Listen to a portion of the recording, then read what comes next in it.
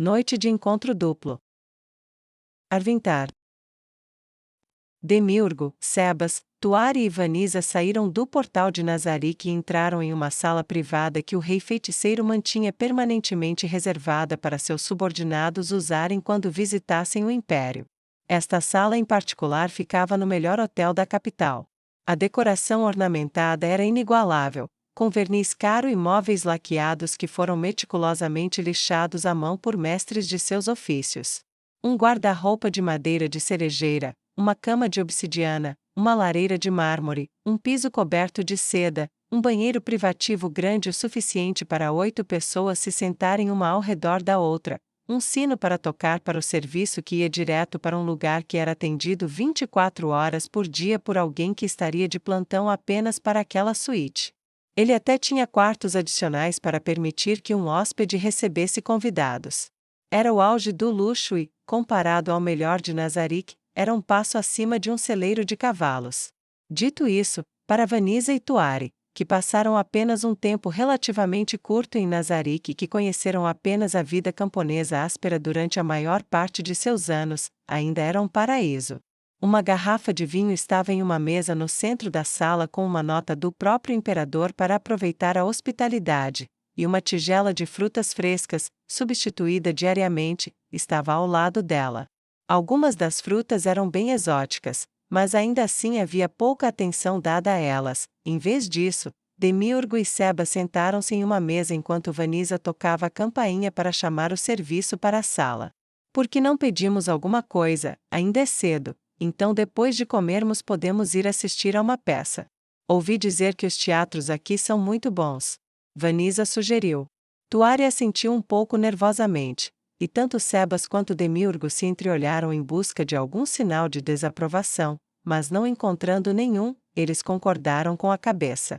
Isso vai ser ótimo, disse Sebas. Enquanto isso, Tuari e eu usaremos os banhos e nos prepararemos, vocês dois relaxem.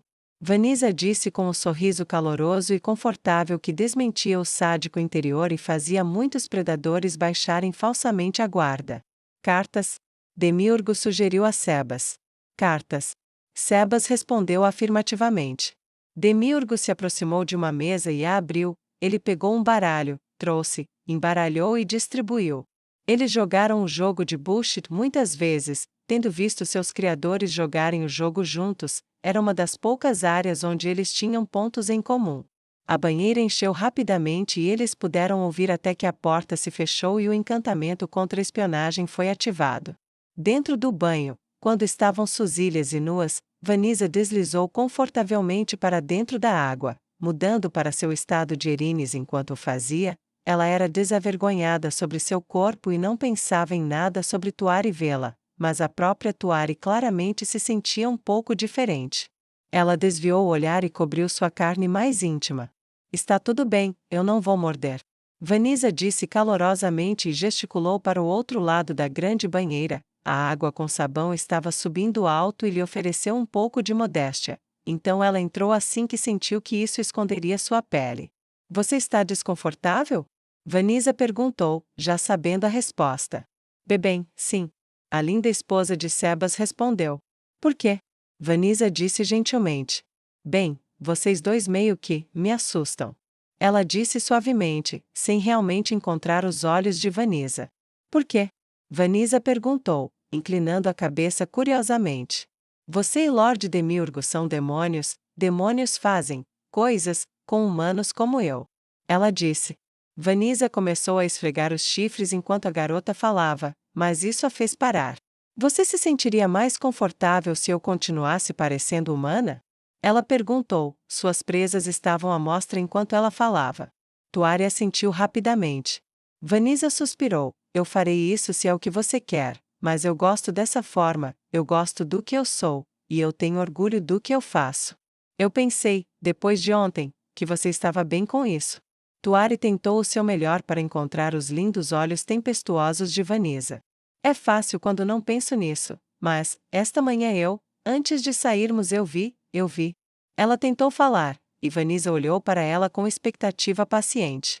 Eu vi você limpar o sangue das suas garras, do jeito que você lambeu elas até ficarem limpas como você está agora, e alguém me contou sobre a mulher de quem você a pegou. Ela disse nervosamente. A mulher, eu a vi sendo trazida, ela parecia muito comigo, e você parecia gostar do gosto. Então agora quando estamos aqui e você olha para mim eu não consigo deixar de me perguntar. Ela parou. O rosto de Vanessa estava sério. Tuari, você sabe o que aquela mulher fez? Ela perguntou. A empregada balançou a cabeça. Aquela mulher abriu uma creche para jovens mulheres que tinham que trabalhar e não podiam cuidar dos filhos ao mesmo tempo.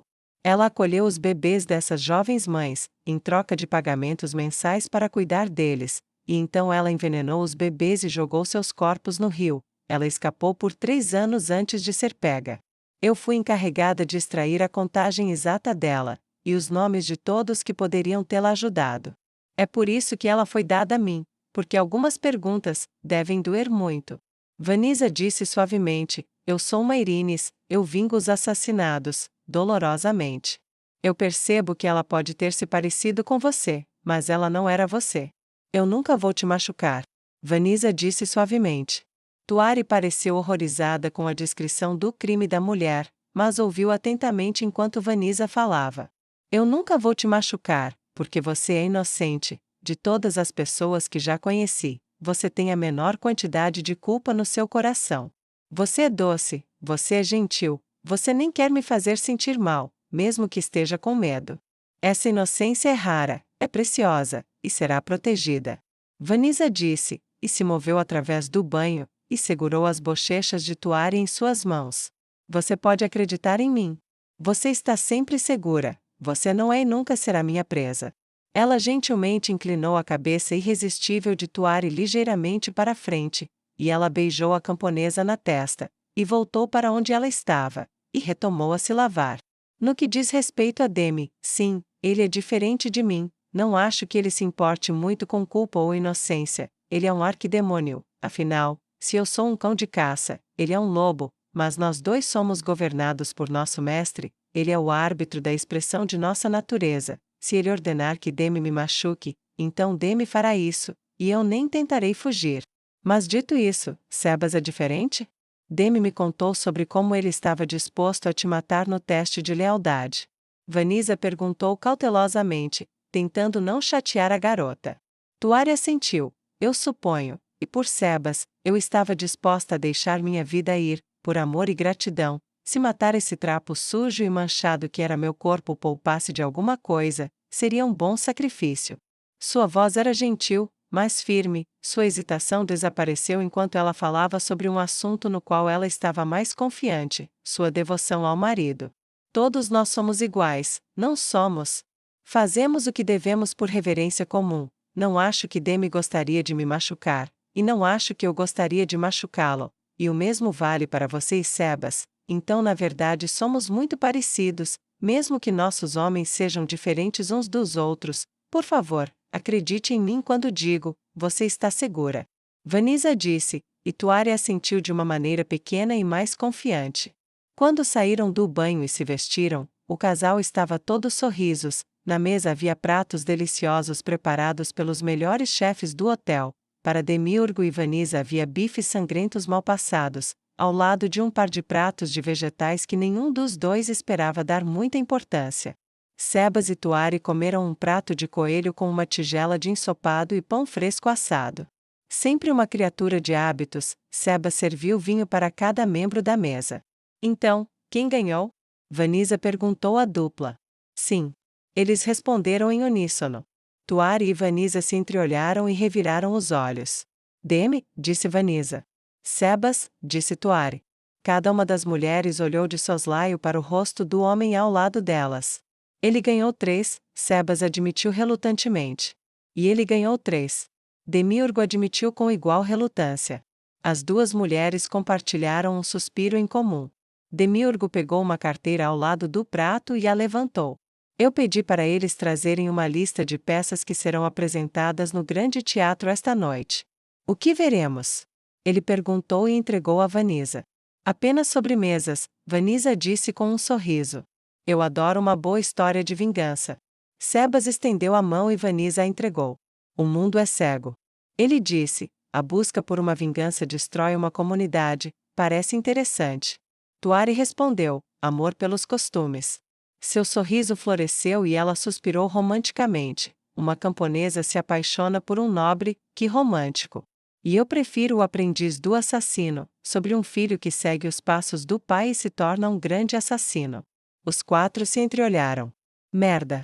Vanisa disse sem rodeios. Como decidimos? O ritual sagrado dos Supremos. Demiurgo disse, e começou a explicar o jogo de pedra, papel e tesoura. Um momento depois, Tuari derrotou Vanisa, prevendo que a Fúria escolheria tesouras, e Demiurgo derrotou Tuari, prevendo que ela escolheria papel. Isso deixou o guardião e o mordomo se enfrentando. Primeiro eles escolheram ao mesmo tempo a tesoura, depois o papel, depois a pedra. Então no último momento, Demiurgo adivinhou que Sebas recorreria à pedra, e ele escolheu o papel, derrotando com sucesso o mordomo de ferro. A vitória é sua. Sebas disse, inclinando a cabeça. Sim, é, mas eu não gostaria que dissessem que um guardião é um mau vencedor. Pagarei nossas bebidas na peça como compensação. Demiurgo disse, inclinando a cabeça educadamente em resposta. Você é muito gentil, Sr. Demiurgo. Sebas disse educadamente. Sim, obrigada. Tuari disse suavemente. Demiurgo tinha um largo sorriso no rosto, e quando terminaram a refeição, a dupla se aventurou a ver a peça de sua escolha.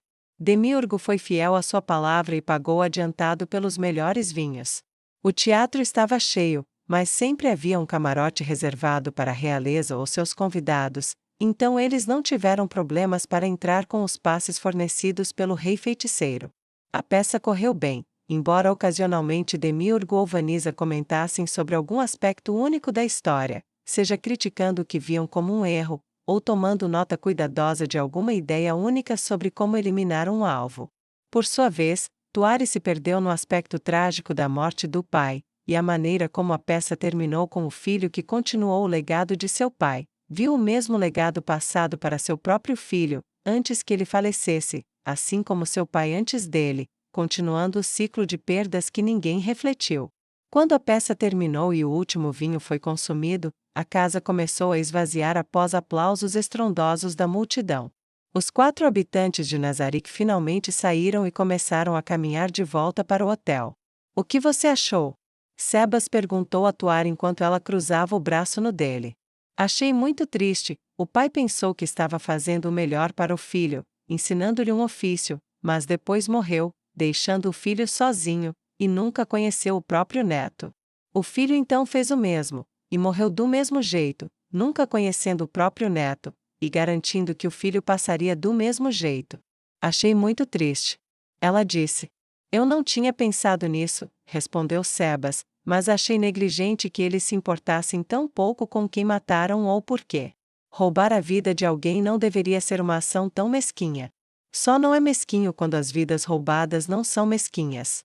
Demiurgo disse, quando os alvos são formigas, pisar nelas não tem sentido.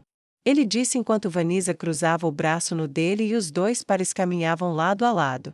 Talvez, acrescentou Vanisa, mas enquanto alguns insetos são prejudiciais, outros são benéficos, a destruição indiscriminada pode queimar a própria casa. Gostei da atenção aos detalhes que foi colocada na maneira como eles planejaram suas ações. Se eles tivessem sido mais seletivos sobre em quem escolheriam usar suas habilidades, tudo poderia ter dado certo para eles. Foi precisamente porque eles eram indiferentes às vidas de quem eles tirariam, que eles criaram seu ciclo de perda perpétua de seus entes queridos. Vanisa acrescentou. Foi uma boa escolha para uma peça, Demiurgo. Sebas admitiu. Você escolheu bem o vinho para acompanhar. Ele retrucou. Vanisa olhou curiosamente para o par. Parecia que eles estavam quase em uma disputa de quem poderia ser mais educado, justo e amigável com o outro. Ela olhou para Tuari, que parecia tão confusa quanto Vanisa. Está acontecendo alguma coisa? Vanisa perguntou. Vocês dois estão se comportando de forma estranha um com o outro hoje. Os dois homens se entreolharam antes que Demiurgo decidisse explicar. Lord Ains deseja que sejamos mais amigáveis um com o outro. Então, estamos nos esforçando para encontrar um ponto em comum, já que as coisas entre vocês duas correm bem em direção à amizade, é o plano dele que isso aconteça entre nós dois também. Tuari deu uma risadinha, e Demiurgo olhou para ela incerto, com uma expressão questionadora no rosto. Não estou rindo de você, Lord Demiurgo, ou Lord Ains, é só que, vocês dois se dão bem como deveriam, vocês já são amigos de outra forma. Ela disse, provocando 3 olhares confusos. Vocês são como mãos direita e esquerda, nunca estão do mesmo lado, mas são parte do mesmo corpo, cada um faz algo por sua majestade que não está na natureza do outro, vocês se complementam, eu admito. Ela olhou para Demiurgo. Você me aterroriza, muito, as coisas que eu sei que você faz, e as coisas que você provavelmente faz que eu não sei. Ela se aproximou inconscientemente de Sebas, mas ao mesmo tempo, você foi criado para ser assim. Tipo o garoto da peça, ele nasceu para um propósito específico, você não escolheu, mas é parte de você de qualquer maneira, e porque você é quem você é, Sebas pode ser quem ele deve ser também, e o oposto é igualmente verdadeiro. Vocês não se odeiam afinal, odeiam? Ela perguntou curiosamente. Isso provocou outro olhar questionador entre o demônio e o mordomo. Não, suponho que não. Eles admitiram quase relutantemente. Eu sou apenas uma empregada, uma humana comum, eu faço um trabalho que sei fazer para mostrar gratidão àqueles que me salvaram. Vanessa foi criada por ele para salvá-la de seu destino, e recebeu uma tarefa adequada a ela. Seus criadores, Lord Ains me contou um pouco sobre eles quando o atendi em particular uma vez há muito tempo, eles moldaram você para ser assim também, para servir a casa deles. Então apenas, seja quem você é, contanto que respeitem as contribuições um do outro, e rivalizem um com o outro de forma justa, vocês já são amigos porque cada um de vocês ajudará o outro. Isso não é um ponto em comum o suficiente?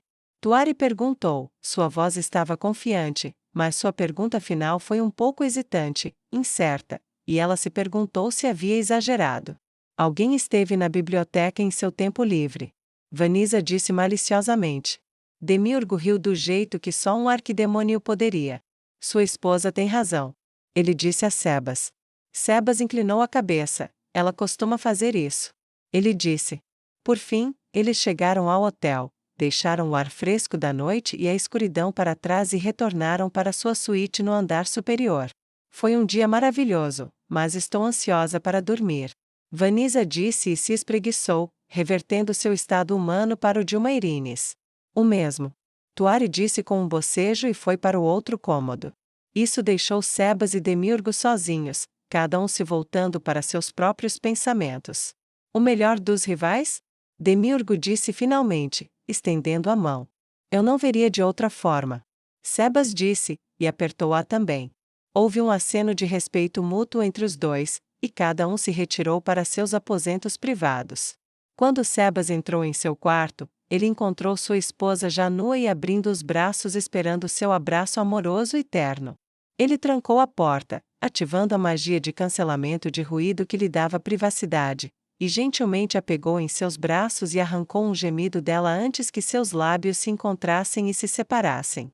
Quando Demiurgo entrou em seu quarto, ele encontrou as asas de Vanessa abertas e as garras para fora, e sua forma dourada nua e gloriosa de se ver. Ela não esperou que ele se despisse, mas saltou sobre ele com fome voraz. Em minutos, o sangue dele se misturou aos lábios pela força selvagem do beijo. Cada um rasgou o outro, e suas asas lutaram para determinar quem poderia capturar o outro em um abraço inescapável. Tudo isso os deixou em comum em outra coisa. Para cada quarto, a noite não poderia ter terminado melhor.